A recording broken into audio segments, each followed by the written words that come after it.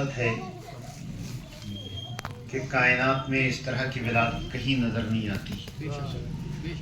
حضرت علی علیہ السلام کی ولادت سے پہلے دور دور بیٹھو اور ان کی ولادت کے بعد سے لے کر آج تک اور آج سے لے کر قیامت تک ناممکن ہے کہ کوئی کعبے میں پیدا ہو جائے۔ اور صرف یہی نہیں بلکہ جس شان اور جس انداز سے ولادت ہوئی وہ بھی عجیب و غریب شان تھی کہ یہ سارے کے سارے فضائل اگر کہیں نظر آتے ہیں، اگر کوئی ذات اس سے متصف ہے تو وہ مولا کائنات کی ذات ہے۔ اللہم صلی علی محمد و آل محمد۔ سب سے بڑی فضیلت یہ ہے کہ خانہ کعبہ میں ولادت ہونا۔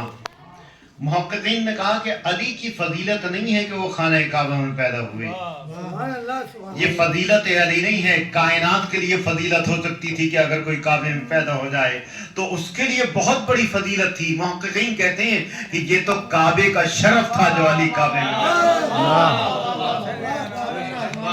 یہ کعبے کے لیے فضیلت تھی جو علی کعبے میں پیدا ہوئی، ورنہ یہ علی کا شرف نہیں ہے۔ اور پھر کس انداز سے پیدا ہوئے، بھی ایک عجیب و غریب انداز ہے کہ جس کے لیے خداوند کریم نے فرمایا کہ اہل بیت کی محبت اجر رسالت قرار دی گئی۔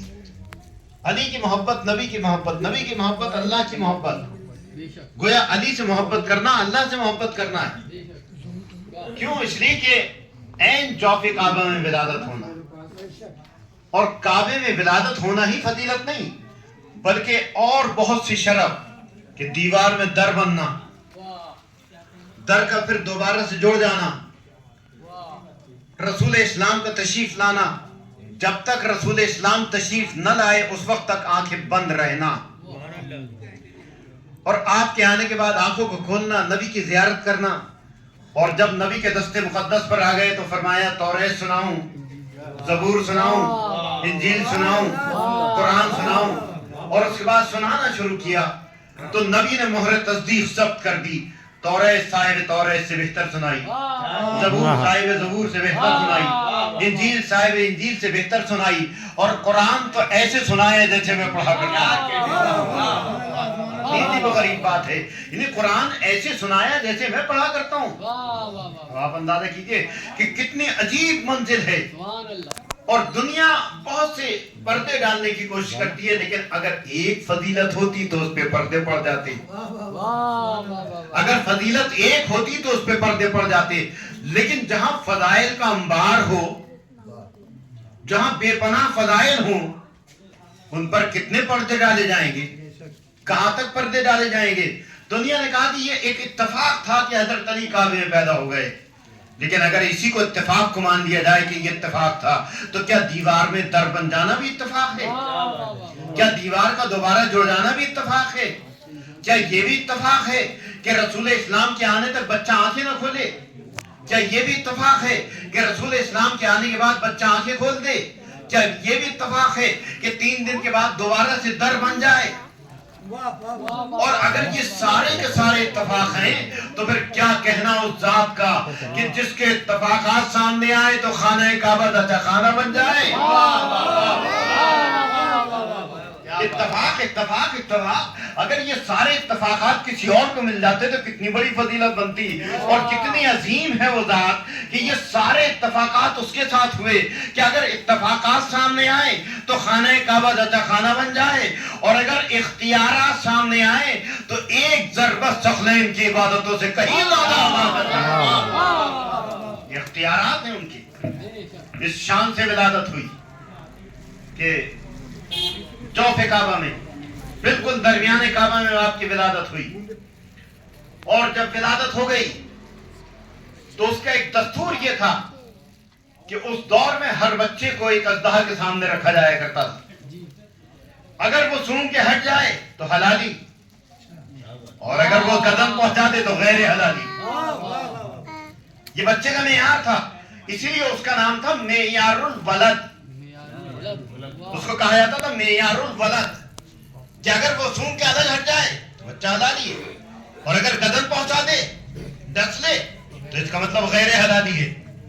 اب جب ولادت مولا کائنات ہوئی تو تاریخ بتاتی ہے کہ وہ خود پہنچا، علی گہوارہ طفلی میں ہے، قریب آیا، بس جیسے قریب آیا تو آپ نے دونوں ہاتھوں سے کلہ ازدر کو چیر دیا۔ ایک روایت میں نے دیکھا کہ آپ نے ایک ہی ہاتھ سے اس کے 2 ٹکڑے کر دیے۔ بہت سے لوگ کہتے ہیں ایک ہاتھ سے بچہ کیسے ممکن ہے؟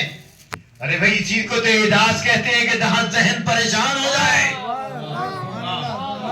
اور دلیل میں یہ دیتا ہوں کہ جو جوانی میں باب خیبر اکھاڑنے میں 2 ہاتھ نہ لگائے، وہ بچپن میں چہے کو پچھاڑنے میں 2 ہاتھ کیوں لگائے؟ اس شان سے ولادت مولا کائنات۔ اور تاریخ آیا ہے کہ دیوار میں در بنا، کیوں؟ اس لیے کہ جب جناب فاطمہ بنت اسد قریب پہنچی اور قریب پہنچنے کے بعد آپ نے اپنے شکم مبارک کو دیوار سے مس کیا، تو میرے والد مولانا جعفر مصطفیٰ صاحب اس موقع پر پڑھا کرتے تھے، وہ کہتے تھے آج عقل حیران ہے، سائنس ترقی کر رہی ہے، لوگ اس کے دیوانے۔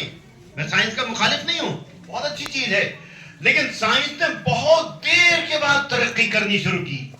وہ افراد جو ایئرپورٹ پہ جاتے رہتے ہیں دیکھتے ہیں کہ آج سائنس نے اتنی ترقی کر لی کہ اب دروازے کو کھولنے اور بند کرنے کی ضرورت نہیں ہوتی۔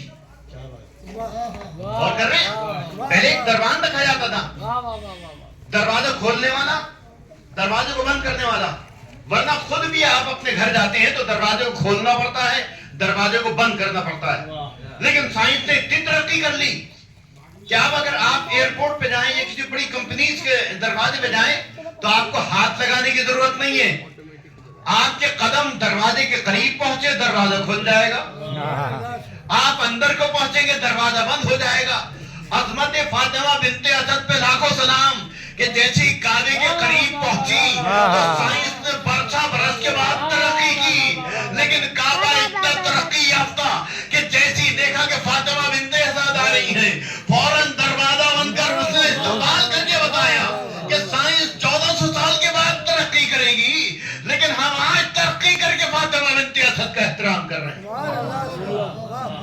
اس شان سے پہنچی جناب فاطمہ بنت اسد کہ اگر دیوار کو گرتے ہوئے دیکھتے، لوگ کہتے ہیں کہ ایسی جگہ نہ جایا جائے کہ جہاں دیوار گر رہی ہو، دیوار میں شگاف ہوتا ہوا دیکھیں تو لوگ گھبرا جایا کرتے ہیں، اور قدعقیدہ لوگ تو نہ جانے کیا کیا خیال کیا کرتے ہیں، اس لیے کہ مولائے کائنات کا ماننے والا کبھی قدعقیدہ نہیں ہو سکتا، کچھ فکر نہیں ہو سکتا، کچے عقیدے کا نہیں ہو سکتا۔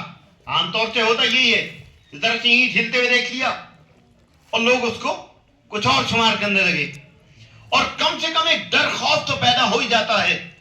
اگر وہاں کچھ افراد موجود ہوتے، ممکن ہے دیکھا ہوگا کہ جناب فاطمہ بنت اسد خانہ کعبہ کے قریب جا رہی ہیں، دیوار میں در بنا، دیوار میں شگاف پیدا ہوا، تو کسی نے تو کہا ہوگا کہ فاطمہ بنت اسد یہاں کو نہ جاؤ۔ اگر میں بھی ہوتا تو کہتا کہ جب آپ نے دیوار کو شگافتہ ہوتے ہوئے دیکھا تو بھاگی کیوں نہیں؟ عجب نہیں کہ وہ جواب دیں کہ اگر میں فرار کی ماں ہوتی تو میں فرار کی ماں ہوں، فرار کی ماں نہیں، میں کرار کی ماں ہوں، فرار کی ماں نہیں ہوں۔ میرے شکم میں وہ بچہ ہے جو بڑھ بڑھ کے حملے کرنے والا ہے، جو آگے بڑھ جاتا ہے تو بغیر فتح کے واپس نہیں آتا۔ اس شان سے جناب فاطمہ بنت اسد پہنچی، عین چوفے کعبہ میں ولادت مولا کائنات ہوئی، اور کتنا بڑا شرف ہے مولا کائنات کے لیے کہ کعبے میں ولادت ہوئی جہاں کسی کی ولادت نہیں ہوئی۔ یہ میں پہلے آپ کی خدمت بات کر چکا کہ ایک کعبے کا شرف تھا، لیکن اگر دنیاوی اعتبار سے دیکھیے کہ مولا کائنات کتنے طیب و طاہر تھے کہ جن کی ولادت ہی عین جوف کعبہ میں ہوئی۔ بچے بیٹھے ہوئے اس لیے تھوڑی سی وضاحت کر دوں، میری طرف آپ متوجہ ہوں تھوڑا سا۔ شاہنواز تقی صاحب، میں کچھ عرض کر رہا ہوں۔ اللہ نے عبادت قرار دی، اور اس کے لیے یہ کہا کہ گھر میں نہ ہو عبادت، مسجد میں ہو، اس لیے کہ گھر روحانی اعتبار سے اتنا طیب و طاہر نہیں ہوتا